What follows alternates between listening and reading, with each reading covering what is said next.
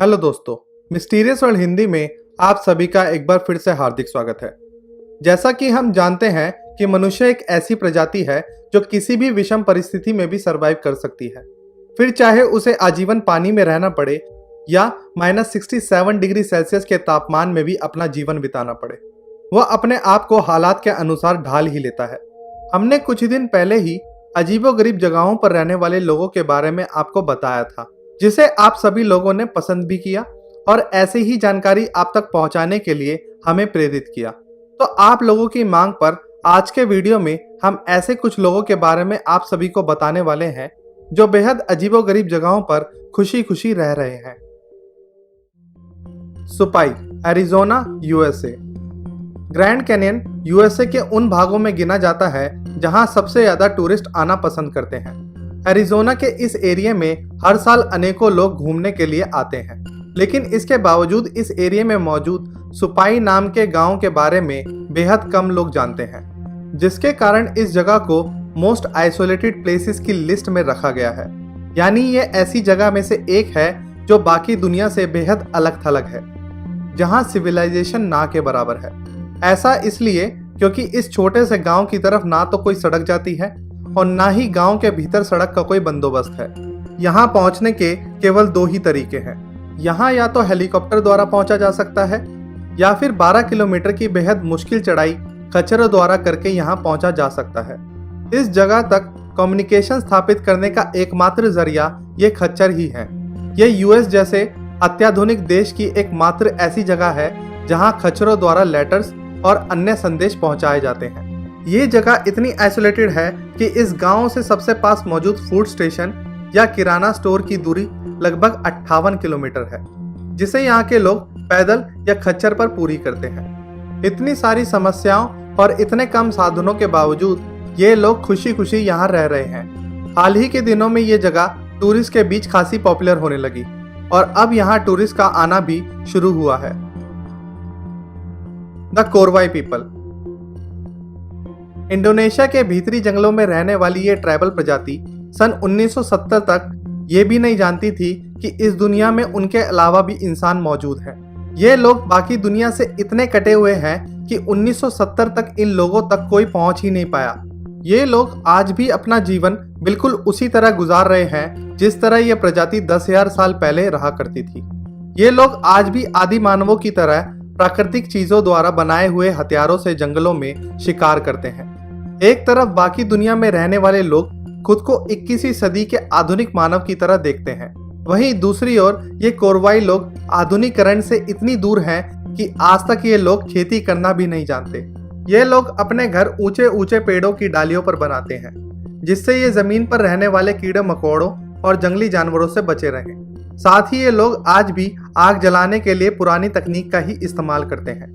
किसी बीमारी की सूरत में ये लोग अपना इलाज जड़ी बूटियों से ही करते हैं, क्योंकि ये लोग आधुनिक मेडिकल साइंस से बहुत दूर हैं। और यदि कोई व्यक्ति जड़ी बूटियों से ठीक नहीं हो पाता और मर जाता है तो ये लोग ये मान लेते हैं कि उस इंसान पर किसी बुरी आत्मा का साया है, और ऐसी सूरत में ये लोग उस व्यक्ति की लाश को खा जाते हैं।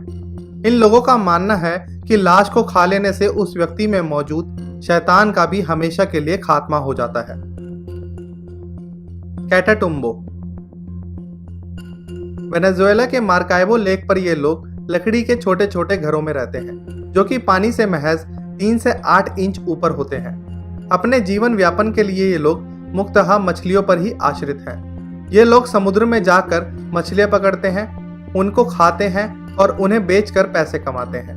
लेकिन जो बात इन लोगों और इस जगह को खास बनाती है वह ये है कि इस जगह पर साल के लगभग 300 दिन बेतहाशा बिजली गिरती है।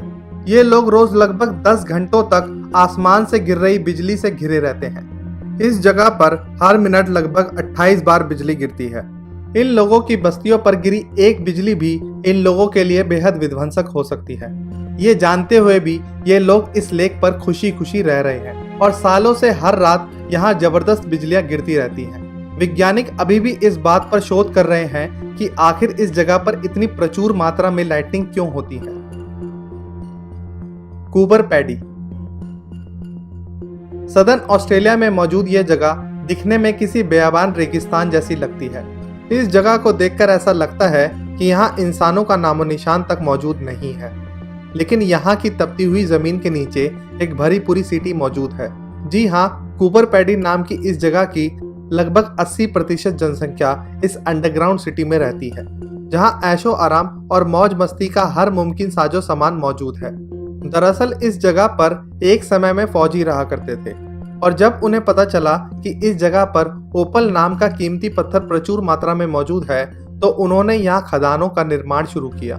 लेकिन इस जगह पर बेहद ज्यादा गर्मी होने के कारण खदानों में काम करने वाले लोग दिन का अधिकतर समय इन खदानों की गुफाओं में ही बिताया करते थे, क्योंकि दोपहर में यहाँ का तापमान लगभग 38 डिग्री सेल्सियस तक पहुंच जाता था।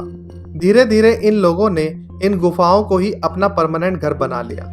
तभी से यहाँ के लोग इन अंडरग्राउंड केव्स में रहा करते हैं और इन गुफाओं में भी ऐशो आराम से ही जी रहे हैं।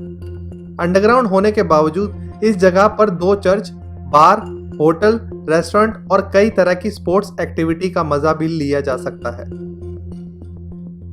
पतुरानी होश।